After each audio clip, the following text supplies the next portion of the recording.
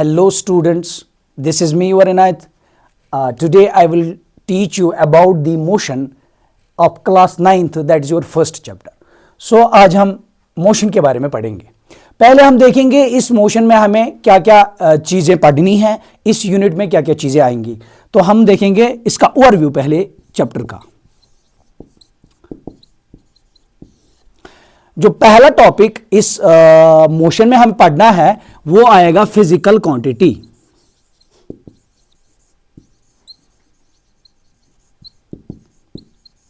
तो पहला चीज जो हम पढ़ेंगे इस चैप्टर में that is about the physical quantity. दूसरा, उसके बाद जब हम फिजिकल क्वांटिटीज को कंप्लीट करेंगे उसके बाद हमें इसमें पढ़नी है टाइप्स ऑफ फिजिकल क्वांटिटीज, तो इसी में आ जाएगा. फिर हम इसमें पढ़ेंगे स्पीड के बारे में, डिफरेंट ये आएंगे हमें फिर types of physical quantities, speed. फिर दूसरा इसमें आएगा हमें वेलोसिटी. तीसरा एवरेज स्पीड. चौथा एवरेज वेलोसिटी. फिर उसके बाद जब हम वेलोसिटी को खत्म करेंगे उसके बाद हम पढ़ेंगे दैट इज फिफ्थ वाला, दैट इज एक्सेलरेशन.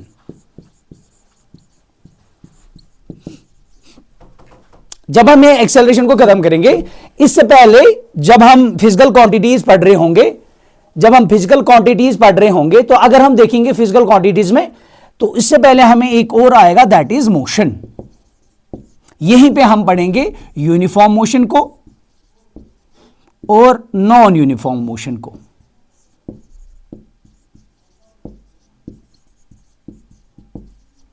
ये दो चीजें वहीं पे खत्म करेंगे. उसके बाद जब हम आगे चलेंगे तो ये तो थोड़ा सा ओवरव्यू रहा इसका कि जब हम मोशन को स्टार्ट करेंगे उससे पहले हम क्या क्या चीजें पढ़ने वाले हैं इस चैप्टर में. फिजिकल क्वांटिटी क्या होती है, फिर उसके बाद जब हम फिजिकल क्वांटिटी को इसमें देखेंगे क्या क्या चीजें आती हैं, scalar quantity, vector quantity, then we will start with the speed, then the velocity, then average speed, average velocity. फिर हम देखेंगे एक्सेलरेशन. उसके बाद हमारा पास आएगा मोशन, उसमें से यूनिफॉर्म और नॉन यूनिफॉर्म मोशन. जब हम ये सारा चैप्टर खत्म करेंगे उसके ये जो सारी टर्म्स हैं, फिर हम इसमें एक और जो इसका मेजर पोर्शन वन है दैट इज ग्राफ्स हम पढ़ेंगे इसमें. और ग्राफ्स में हमें ज्यादा क्या देखना है जिगर, यहां पे हमें देखना है इनका जो ग्राफ्स है इनमें हम देखेंगे स्लोप निकालना, हमें स्लोप्स निकालने हैं. फिर हम इनका एरिया अंडर ग्राफ भी निकालेंगे, एरिया अंडर ग्राफ. ठीक है जिगर. तो यहां तक हमने देखा अभी कि इस चैप्टर में क्या क्या पढ़ने वाले हैं हमने देखा अभी इस चैप्टर में क्या क्या पढ़ने वाले हैं. एक मोशन जब हम स्टार्ट करेंगे इसमें पहला जो चैप्टर में जो पहली टर्म आ गई that will be physical quantity. Then we will start with those all the types of physical quantities. So today जो आज मैं आपको पढ़ाऊंगा that will be your first term that is physical quantity. तो अब हम फिजिकल क्वांटिटी को शुरू करते हैं.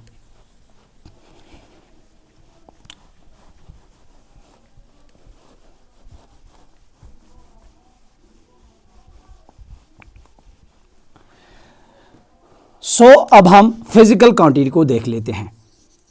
फिजिकल क्वांटिटी देख लेते हैं. अब ये फिजिकल क्वांटिटी होती क्या है.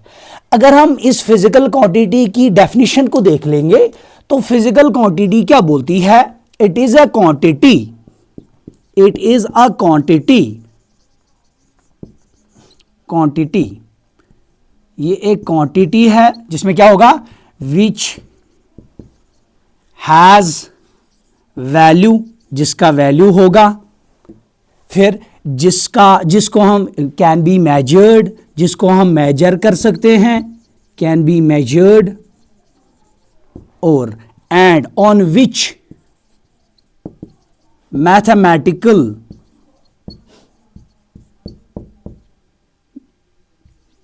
operations can be applied.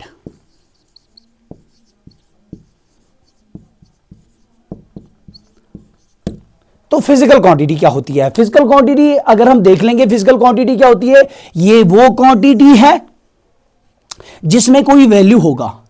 what value means here, it will be like 1 2 3. I will give you the example. फिर मेजर, यानी कि यहां पे मेजर का मतलब है जिसका यूनिट होगा, जिसको हम किसी यूनिट में, जो हमारे फंडामेंटल यूनिट्स है या डेराइव्ड यूनिट्स है, उनको अगर हमने उसमें, अगर वो यूनिट उसमें आया तो we will be having this, if it is having the measurement after that on which if we are able to apply the math on it, तो हम बोलेंगे it is a physical quantity. जैसे मैं आपको एक एग्जाम्पल देता हूं, अब जैसे कि मैं आपको एग्जाम्पल देता हूं,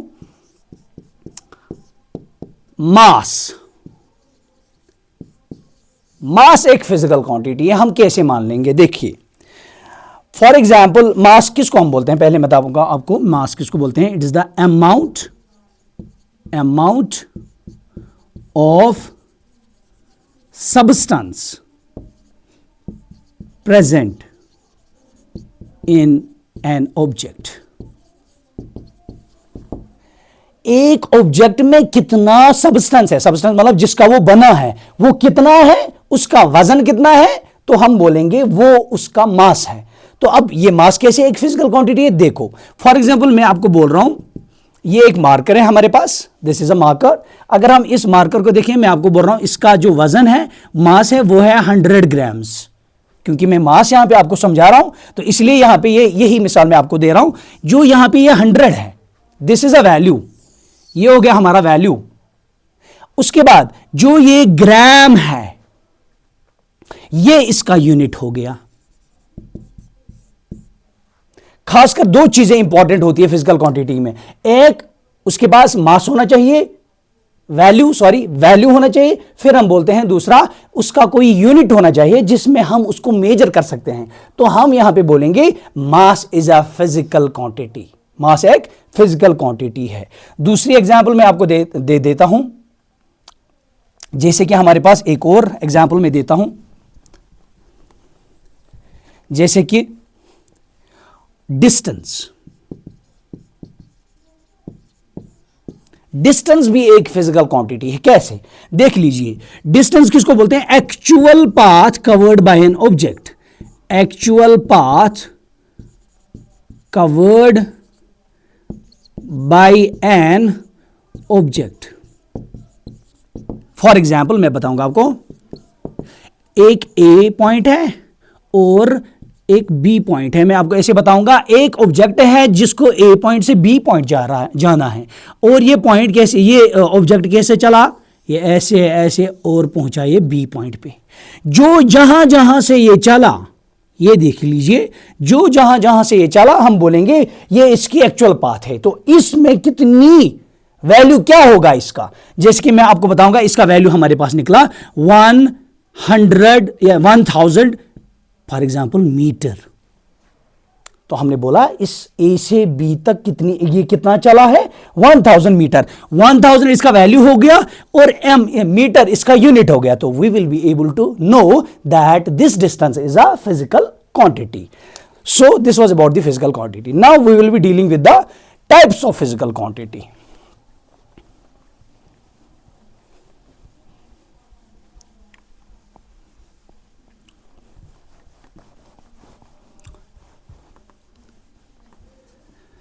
अब देख लीजिए, यहां पे मैं आपको बताऊंगा. अब टाइप्स ऑफ फिजिकल क्वांटिटी में अगर हम देखेंगे, टाइप्स ऑफ फिजिकल क्वांटिटी, वो हमारे पास दो है. फिजिकल क्वांटिटीज हमारे पास दो है. एक क्वांटिटी होगी scalar quantity, scalar physical quantity, और दूसरी हमारे पास होती है वेक्टर क्वांटिटी, वेक्टर क्वांटिटी. तो अब हम पहले देख लेते हैं, अभी तक जो मैंने आपको बताया, मैं आपको यह बताना चाह रहा हूं कि फिजिकल क्वांटिटी किसको बोलते हैं. फिजिकल क्वांटिटी बोलते हैं उस क्वांटिटी को जिसके पास वैल्यू होगा, जिसको हम मेजर कर सकते हैं और जिस पे हम मैथ्स अप्लाई कर सकते हैं. मैथ्स मतलब एडिशन सब जो बेसिक अलजेब्रिक एक्सप्रेशंस होते हैं जिस पे हम वो अप्लाई कर सकते हैं, we will be able to know that if अगर हमारे पास ऐसी कोई क्वांटिटी है जिसमें ये सारी चीजें होंगी तो हम बोलेंगे फिजिकल क्वांटिटी। फिर हम फिजिकल क्वांटिटीज में बोलते हैं इसमें दो क्वांटिटीज आ जाती है। अब देखोगे क्यों, वो आप अभी रीजन देखोगे। स्केलर क्वांटिटी कौन सी क्वांटिटी होती है? ये एक्चुअली फिजिकल क्वांटिटी है, मतलब इसके पास मैग्नीट्यूड ओनली होता है, ओनली मैग्नीट्यूड।